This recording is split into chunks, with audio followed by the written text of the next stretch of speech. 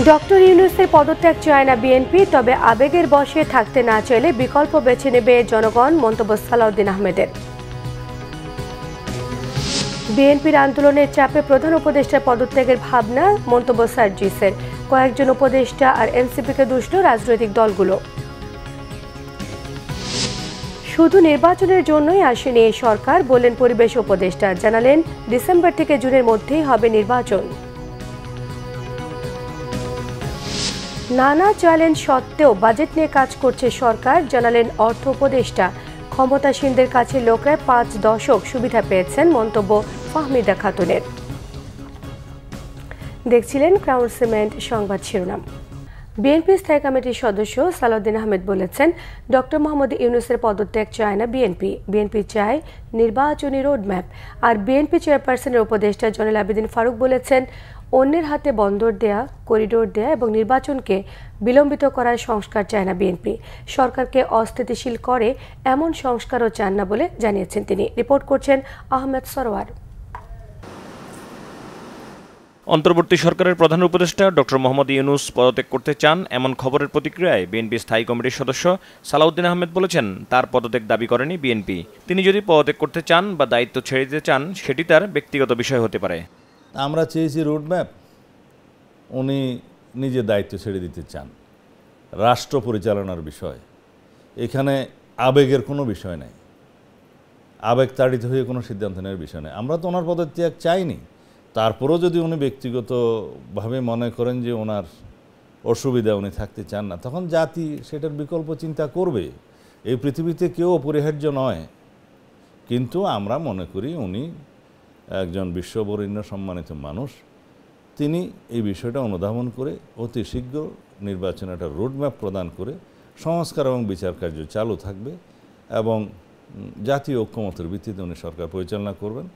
জাতীয় সংসদ নির্বাচন নিয়ে ষড়যন্ত্রের প্রতিবাদে জাতীয় প্রেস ক্লাবের সামনে এক সভায় বিএনপি চেয়ারপারসন উপদেষ্টা কমিটির সদস্য জয়নুল আবেদিন ফারুক প্রশ্ন রেখে বলেন, 9 মাসেও কেন সংস্কার করতে পারল না অন্তর্বর্তীকালীন সরকার? কাদের পরামর্শে এখনো নির্বাচনের তফসিল ঘোষণা করা হয়নি?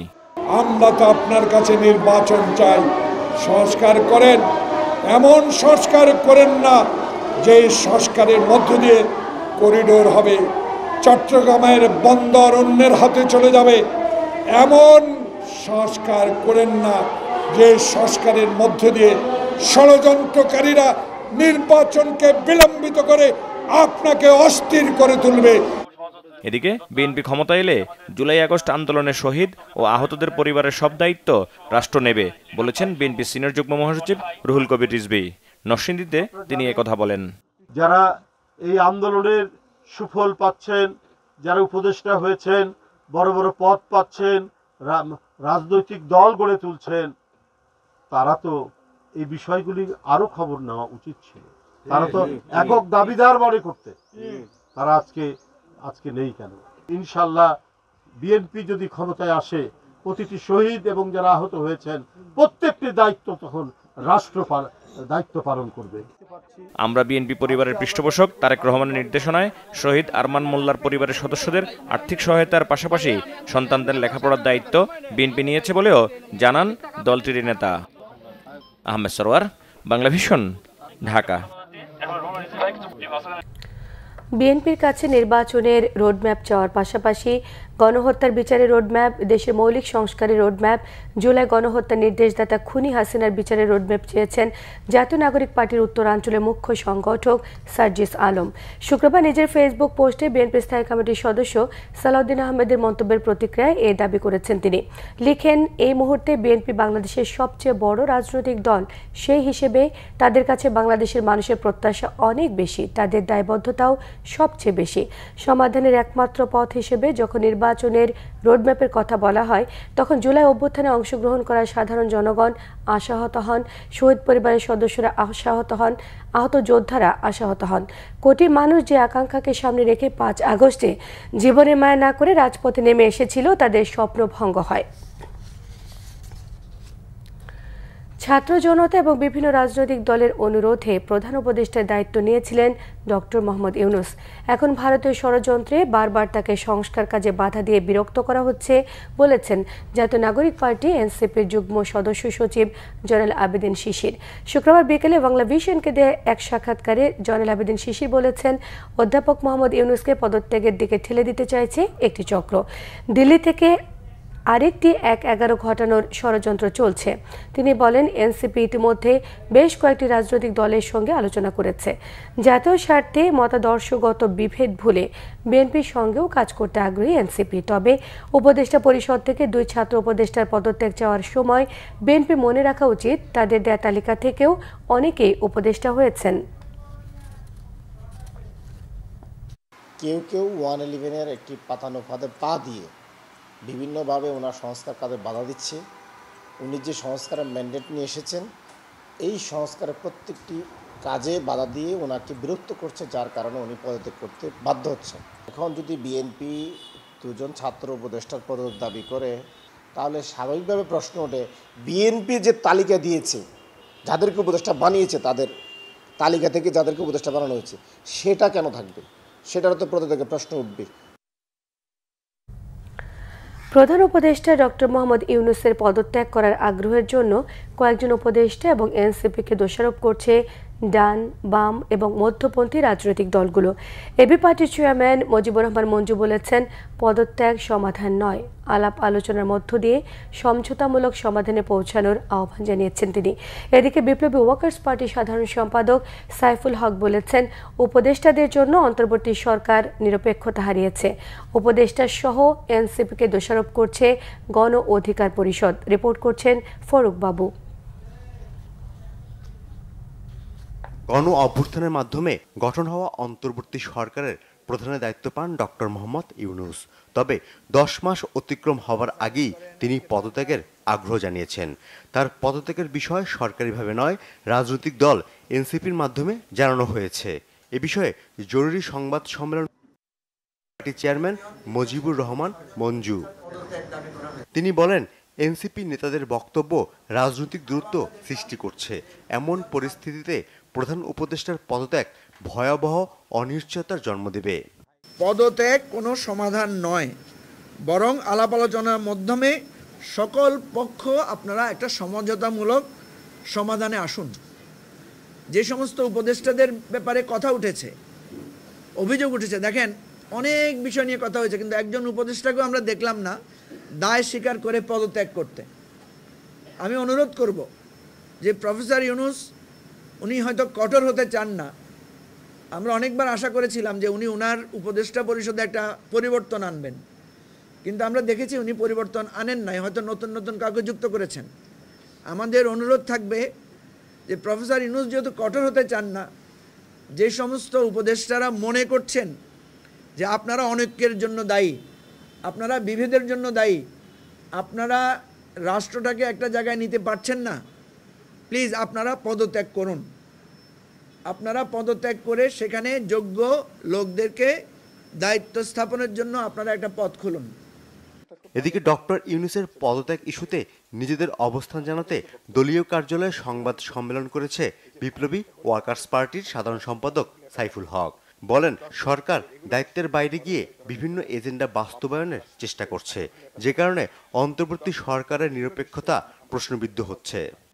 সরকারের যে আচরণ, সরকারের যে ভূমিকা এবং সরকারের সংশ্লিষ্ট যারা আছেন, তাদের অনেকগুলো অনাকাঙ্ক্ষিত ভূমিকা, অনাকাঙ্ক্ষিত আচরণ, অনাকাঙ্ক্ষিত বক্তব্যের প্রেক্ষিতেই বলতে পারেন বিদ্যমান একটা অস্বস্তিকর একটা অবস্থা তারপরে এটা তৈরি হয়েছে। কিন্তু এখন দেখা যাচ্ছে সরকার তার নিরপেক্ষতা কিন্তু প্রশ্নবিদ্ধ হয়ে যাচ্ছে। যত দিন যাচ্ছে সরকারের নিরপেক্ষ যে চরিত্র বৈশিষ্ট্য, এই জায়গাটা সরকার ধরে রাখতে পারছেন না। অন্যদিকে 2 উপদেষ্টা সহ ঢাকা উত্তর সিটি কর্পোরেশনের প্রশাসকের পদত্যাগের দাবিতে রাজধানীর পল্টনে বিক্ষোভ সমাবেশ করেছে যুব অধিকার পরিষদ। এ সময় গণ অধিকার পরিষদের সাধারণ সম্পাদক রাশেদ খান বলেন, গণহত্যা এবং সংস্কার ইস্যুতে অন্তর্বর্তী সরকার জবাবদিহিতার প্রশ্নে বিরক্ত। 10 মাসে রাষ্ট্র সংস্কারের কোনো কাজ হয়নি এমন অভিযোগ করে তিনি বলেন, শুধু লুটপাট করেছে উপদেষ্টারা। এই যে উপদেষ্টার স্বামীরা আজকে আওয়ামী লীগের লুটেরা বিপুদের লুটপাটের সম্পদ পাহারা দিচ্ছে, এরই নাম কি রাষ্ট্র সংস্কার? আব্দুল হামিদ তিনি দেশ ছেড়েছেন, এইটার নাম কি রাষ্ট্র সংস্কার? ওবায়দুল কাদের 3.5 মাস বাংলাদেশে থাকার পরে নিরাপদে দেশ ছেড়েছে, এইটার নাম কি রাষ্ট্র সংস্কার? ডক্টর ইউনূসের পদত্যাগ নিয়ে এনসিপি নাটক করছে বলেও অভিযোগ রাশেদের। ফররুখ বাবু, বাংলা ভিশন, ঢাকা। সংস্কার, নির্বাচন এবং বিচার নিয়ে সুনির্দিষ্ট রোডম্যাপ ঘোষণা না করায় দেশে রাজনৈতিক অস্থিরতা দেখা দিয়েছে বলে মন্তব্য করেছেন গণসংহতি আন্দোলনের প্রধান সমন্বয়ক জোনায়েদ সাকি। সকালে জাতীয় প্রেস ক্লাবের সামনে গার্মেন্টস শ্রমিকদের এক সমাবেশে তিনি এসব কথা বলেন রাজনৈতিক দলগুলো সরকারকে আগেই বলেছিল অন্তর্বর্তীকালীন সরকারের কার্যক্রমের বিষয়ে সঠিক দিক নির্দেশনা থাকা উচিত। সরকারের ভেতরে সদস্যদের কথাবার্তা ধারাবাহিকতা খুবই গুরুত্বপূর্ণ। জোনায়েদ সাকি আরও জানান, উপদেষ্টাদের কথায় নানা ধরনের বিভ্রান্তিকর তথ্য জনমনে প্রশ্নের জন্ম দিয়েছে। ফলে ডক্টর মোহাম্মদ ইউনূসের প্রতি দেশবাসীর যে প্রত্যাশা ছিল তা নিয়েও অনিশ্চয়তা দেখা দিয়েছে বলে মনে করেন গণসংহতি আন্দোলনের প্রধান সমন্বয়ক জোনায়েদ সাকি।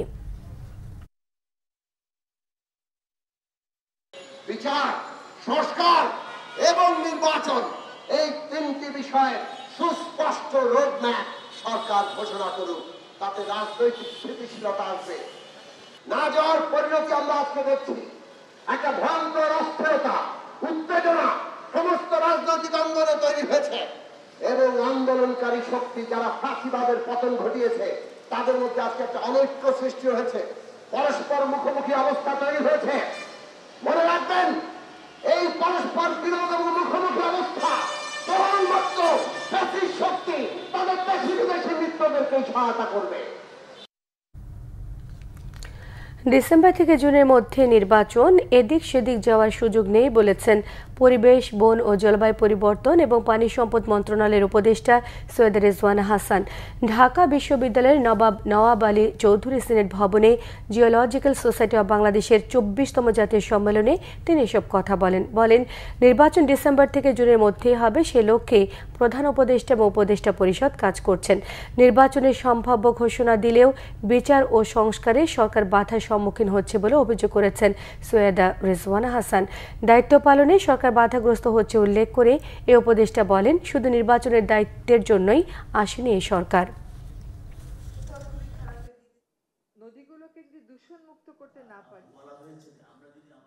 একটা দায়িত্ব হচ্ছে সংস্কার, একটা দায়িত্ব হচ্ছে বিচার, একটা দায়িত্ব হচ্ছে ইলেকশন। শুধুমাত্র ইলেকশন করবার জন্য তো আমরা দায়িত্বটা নিইনি, যেহেতু আরও 2টা দায়িত্ব আছে। এই দায়িত্বটা পালন করা তখনই আমাদের পক্ষে সম্ভব হবে যখন আমরা সকলের সহযোগিতা পাবো। এই যে প্রতিবন্ধকতাগুলো হচ্ছে আমাদের এই বড় দাগের 3টা দায়িত্ব পালন করার জন্য, এই প্রতিবন্ধকতাগুলোকে আমরা কিভাবে মোকাবেলা করব, আদৌ মোকাবেলা করতে পারবো কিনা, যদি মোকাবেলা করতে পারি কিভাবে করব, যদি মোকাবেলা করতে না পারি তাহলে আমাদের কি করণীয় হবে, আমরা সকলে মিলে এটা চিন্তা করছি। আর প্রধান উপদেষ্টা যদি কোনো সিদ্ধান্ত নেন কোনো ব্যাপারে, আমি প্রথম থেকেই বলে এসেছি যে উনি একটা সময় দিয়েছেন, ডিসেম্বর থেকে জুনের মধ্যে নির্বাচন হবে, তার একদিনও এদিক সেদিক হওয়ার কোনো সুযোগ আমাদের পক্ষ থেকে নেই। কাজে এইগুলো নিয়ে অন্য ধরনের কোনো কথা বলারও কোনো সুযোগ হওয়া উচিত ছিল না, কারণ বারবারই বলা হচ্ছে যে একটা সময়সীমা দিয়ে দেওয়া হয়েছে। অর্থ উপদেষ্টা ডক্টর সালেউদ্দিন আহমেদ বলেছেন, আইএমএফ বাংলাদেশের উপর জোর করে কোনো শর্ত চাপিয়ে দিতে পারেনি।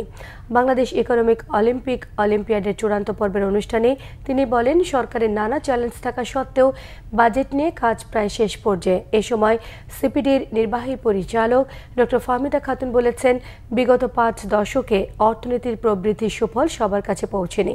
ক্ষমতাসীনদের সঙ্গে যাদের সখ্যতা তাদেরকে সুবিধা দেওয়া হয়েছে। জুলাই আগস্ট অভ্যুত্থান পরবর্তী 9 মাসে অনেকটাই ঘুরে দাঁড়িয়েছে দেশের অর্থনীতি। রেমিটেন্স ও রিজার্ভের সাথে বেড়েছে রপ্তানি ও ডলার সরবরাহ। বকেয়া পরিশোধের সাথে কমেছে দায়ের পরিমাণ। কিন্তু রাজনৈতিক অস্থিরতা হলে এই ঘুরে দাঁড়ানো কি অব্যাহত থাকবে, এমন আশঙ্কা তৈরি হয়েছে অর্থনীতির সাথে সম্পৃক্ত সকল অংশীজনদের মাঝে। এমন বাস্তবতায় নতুন প্রজন্মকে দেশের অর্থনীতির বিভিন্ন শাখায় যুক্ত করতে আয়োজন করা হয় বাংলাদেশ ইকোনমিক অলিম্পিয়াডের। শুক্রবার অলিম্পিয়াডের ফাইনালে তরুণদের দেশের অর্থনীতি নিয়ে ভাববার আহ্বান জানান বক্তারা। এ সময় সিপিডির নির্বাহী পরিচালক ফাহমিদা খাতুন বলেন, রাজনৈতিক দলগুলো ক্ষমতায় গিয়ে নিজের স্বার্থ অনুযায়ী নীতি নির্ধারণ করে থাকে। এ কারণে সমাজে বৈষম্য বাড়ছে। একদিকে প্রবৃদ্ধি, অন্যদিকে বৈষম্য। সুতরাং নীতি নির্ধারণী পর্যায়ে যতটা আমি সততার সাথে করব, সাধারণ মানুষের সাথে কথা বিবেচনা করে করব, সেটাই হচ্ছে প্রকৃতভাবে একটা সমাজকে এগিয়ে নিয়ে যাওয়ার জন্য। তো যেহেতু দেখা যায় যে রাজনৈতিকভাবে প্রভাবপুষ্ট হয়ে নীতি নির্ধারকরা একদিকে একটা একমুখী অর্থনৈতিক নীতির পরিচালনা করে আসছেন, সেই জন্য সমাজ পিছিয়ে যায় এবং এটা একটা সংকোচনমূলক, এই জন্য যে মানুষের প্রতিভা যারা আছে, প্রতিভাগুলো কিন্তু বিকশিত হতে পারে না। অলিম্পিয়াডে প্রধান অতিথির বক্তব্যে অর্থ উপদেষ্টা বলেন, আইএমএফের সাথে লেনদেন সুখকর নয়, তবে তাদের চাপিয়ে দেয়া কোনো কিছু নেওয়া হয়নি বলে জানান তিনি। আমরা এখন তো আমি বাজেট নিয়ে অঙ্কগুলি করছি, 2 হবে না 5 হবে, দেশের ভেতরে কত কিছু লোক তাদের লোক যে কত কিছু বলবে, সেটা আমি তো প্রিপেয়ার। বাজেটের পরের দিকে 3 তারিখ হয়তো অনেক উত্তর দিতে হবে, সব উত্তর হয়তো আমি দিতে পারবো না, কারণ সম্পদের সময় সম্পদ, দেশের সম্পদ বাইরের থেকে আমরা দেখছি তো আইএমএফ ওয়ার্ল্ড ব্যাংকের কত কিছু কথাবার্তা বলে ফেলে, সেটা দেখলে একবার সুখকর না, সেটা সাব অপটিমাল সলিউশন আমরা দিয়েছি, সেটা হয়তো পারি না, বা ওরা যে যেটা করতে গেল সেটা চাপিয়ে দিতে পারি না, আমরা একটা সলিউশন আসছি। অর্থনীতি অলিম্পিয়াডে সারা দেশ থেকে 20,000-এর বেশি শিক্ষার্থী অংশগ্রহণ করে। এদের মধ্যে বিজয়ী 5 জন আজারবাইজান বাকুতে আন্তর্জাতিক অর্থনীতি অলিম্পিয়াডে অংশ নেবে। মামুন আব্দুল্লাহ, বাংলা ভিশন, ঢাকা।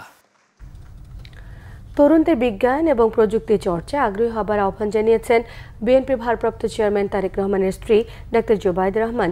শুক্রবার রাজধানী গুলশানে জিয়াউর রহমান ফাউন্ডেশন কার্যালয়ে অনুষ্ঠিত বিজ্ঞান মেলা এবং পুরস্কার বিতরণের অনুষ্ঠানে ডাক্তার জুবাইদা এ আহ্বান জানান। একটি উদ্ভাবনী এবং জ্ঞানভিত্তিক বাংলাদেশের স্বপ্ন তুলে ধরে তিনি জানান, বিজ্ঞান চর্চার কোনো শেষ নেই। এই বিজ্ঞান চর্চার মধ্য দিয়ে পৃথিবীকে অনেক কিছু দেওয়ার আছে, তরুণরা তা পারবে বলে তিনি বিশ্বাস করেন। প্রতিযোগীদের উদ্দেশ্যে ডাক্তার জুবাইদা রহমান বলেন, তরুণরা বিজ্ঞানের জগতে উদ্ভাবন করে পৃথিবীর সব মানুষের জন্য কিছু করবে, এই কাজে সব ধরনের সহযোগিতার আশ্বাস দিয়েছেন তিনি। অনুষ্ঠানে ভার্চুয়ালি যুক্ত হয়ে বক্তব্য রাখেন ফাউন্ডেশনের নির্বাহী পরিচালক অধ্যাপক ডাক্তার ফরহাদ হালিম ডোনার। আরও বক্তব্য রাখেন ফাউন্ডেশনের ভারপ্রাপ্ত নির্বাহী পরিচালক অধ্যাপক মোর্শেদ হাসান খান, পাবনা বিজ্ঞান ও প্রযুক্তি বিশ্ববিদ্যালয়ের উপাচার্য অধ্যাপক ডাক্তার SM আব্দুল আওয়াল।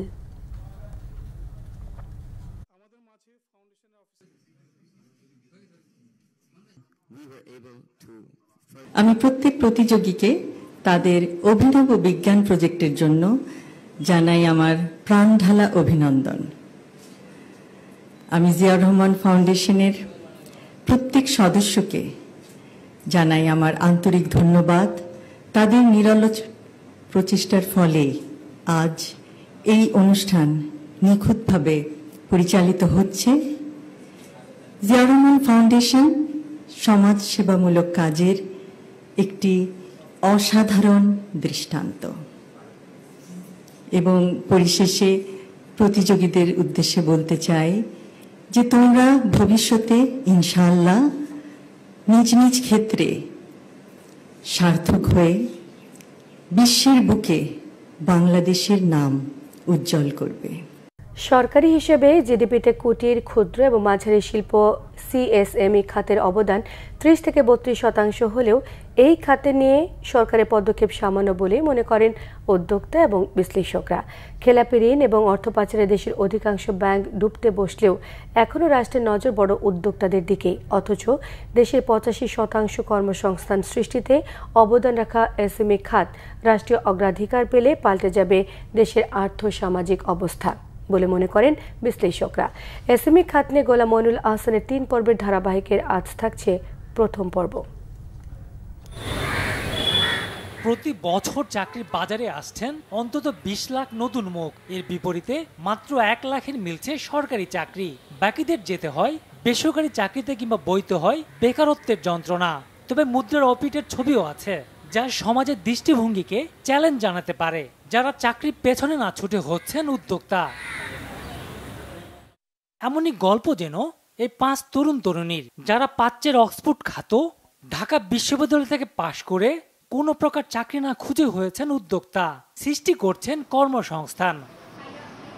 কেমিস্ট্রি যেটা হয়েছে যে প্রথমত আমরা বিশ্ববিদ্যালয়ের শিক্ষার্থী থাকার সময় আমরা একজন আরেকজনকে চিনতাম, তো তখন থেকেই আমরা কিন্তু একটা ভাই ব্রাদার রিলেশন বা বন্ধুত্ব যে সম্পর্কটা সেটা আমরা ওই সময় গড়ে তুলতে পেরেছি। আর মজার বিষয় হচ্ছে আমাদের যেই 5 জন আমরা কেউই ব্যাচমেট না। তো ব্যবসায় যে জিনিসটা বা যে কোনো সম্পর্কে যে জিনিসটা সবচেয়ে গুরুত্বপূর্ণ সেটা হচ্ছে রেসপেক্ট। লাইফটা ওই জায়গাতে যে আমি এখানে শুধু আমার জন্য না, আমি সমাজের অনেকগুলা মানুষের জন্য কর্মসংস্থান এবং তাদের পরিবারের জীবনটা আমি আসলে সুন্দর করতে পারি। সো এই কারণে এই ব্যবসার দিকে ছোটবেলা থেকেই একটা স্বপ্ন ছিল যে আমিও এরকম বিজনেসে আসবো, কর্মসংস্থান তৈরি করব। আর যেহেতু ভাইয়াদের সাথে একটা বন্ডিং আছেই, সো তখন আমি চিন্তা করলাম যে আচ্ছা ঠিক আছে, এই রিস্কটা নেই, যে আমি আসি দেখি যে কতটুকু কি করা যায়। তো আসলে এভাবেই ব্যবসায় ভাইয়াদের সাথে ইনভলভ হওয়া, যে ডিসিশনটা আমাদের সবার মিলে মনে হচ্ছে যে বেস্ট, আমরা সেই ডিসিশনটাই নিচ্ছি। 2019 সালে শুরু উদ্যোগের কলেবর দিন দিন বাড়ছে, জানান তাদের স্বপ্নের কথা। এখন যেমন আইকিয়াকে বলা হয় হচ্ছে ফার্নিচারের সবচেয়ে বড় ব্র্যান্ড, ইনফরমেশন টেকনোলজিতে ধরেন অ্যাপেল। আমি চাই হোম ডেকোর এবং সুভিনির ব্র্যান্ডে হাতবাক্স পুরো ওয়ার্ল্ডে একসময় লিড করবে। আর যদি নেক্সট 5 ইয়ার্স ও 10 ইয়ার্সের কথা বলি, 10 ইয়ার্সের মধ্যে আমি চাই অ্যাটলিস্ট সাবকন্টিনেন্টের সবচেয়ে বড় হোম ডেকোর বা আর্ট ক্রাফটের ব্র্যান্ড হয়ে দাঁড়ায়। আমাদের প্রোডাক্টগুলো শপিং শপ সিস্টেমে বিভিন্ন ইউনিমার্ট, যাত্রা বা বিভিন্ন ফ্যাশন ব্র্যান্ডগুলোতে যাচ্ছে। এছাড়াও দেখা যায় যে বিভিন্ন সময় প্রায় সময় ফরেনাররা আমাদের এখানে চলে আসেন। ঢাকা চেম্বার সভাপতি তাসকিন আহমেদের মতে, জনবহুল এই দেশে সবার চাকরি নিশ্চিত করতে পারবে না সরকার, সেক্ষেত্রে সমাধান উদ্যোক্তা সৃষ্টি। দেখা গেছে সরকার কোনো সময় এটাকে নিয়ে ফোর্সফুলি এবং সিরিয়াসলি কিন্তু এটার মনোনিবেশটা করেনি। আমরা এখনো মনে করি যে এটা এখনো দেরি হয়ে যায়নি, কারণ আপনাকে দেখতে হবে যে প্রত্যেক বছর আমাদের প্রায় 20 লক্ষর উপরে কিন্তু নতুন ওয়ার্কফোর্সের ম্যান পাওয়ার প্রত্যেক বছর ওয়ার্কফোর্সে জয়েন করছে, কিন্তু private sector and public sector কর্মসংস্থান দিতে পারছে কতটুকু? Not even 20%। আমরা তো দেখি যে যাদেরকে 500 কোটি 1000 কোটি টাকা দেওয়া হয়, অনেক টাকা অনেক দেখা যায় যে মিডিয়াতে যে মেরে দিয়ে চলে গেছে, বিদেশে পাচার হয়ে গেছে, কিন্তু আপনি যদি ব্যাংকরা অ্যানালাইসিস করে ছোট ছোট উদ্যোক্তাদের যে ফান্ডিং করেন, ওদের ল্যাপসেস বা ওদের ফেইলিংটার কিন্তু পার্সেন্টেজ অনেক কম পাবেন। আর ওরা যখন একটা ব্যাংকে যায় 31 ধরনের ডকুমেন্টেশন চাওয়া হয় তাদের কাছ থেকে। দেশে মোট শিল্প প্রতিষ্ঠানের 99% সিএসএমই, সেই সংখ্যা 100 কোটির বেশি। গোলাম মইনুল হাসান, বাংলা ভিশন, ঢাকা। কিছুটা কমেছে মুরগির দাম, তবে চড়া মাছের বাজার। এদিকে কোরবানির ঘনিয়ে আসলেও এখনো স্থিতিশীল মশলার বাজার, রিপোর্ট করছেন শুভ মাহফুজ। দীর্ঘদিন পর স্বস্তি মিলছে মুরগির বাজারে। সপ্তাহের ব্যবধানে কেজিতে 20 টাকা কমে প্রতি কেজি ব্রয়লার মিলছে 150 টাকায়। কমেছে সোনালী মুরগির দামও, মানভেদে বিক্রি হচ্ছে প্রতি কেজি 200 থেকে 260 টাকা পর্যন্ত। ব্রয়লার মুরগি বিক্রি হইতেছে 150 থেকে 160 টাকা, আর সোনালী মুরগি যেটা ভালো সোনালী জাত ওটা বেচা হইতেছে 260 টাকা।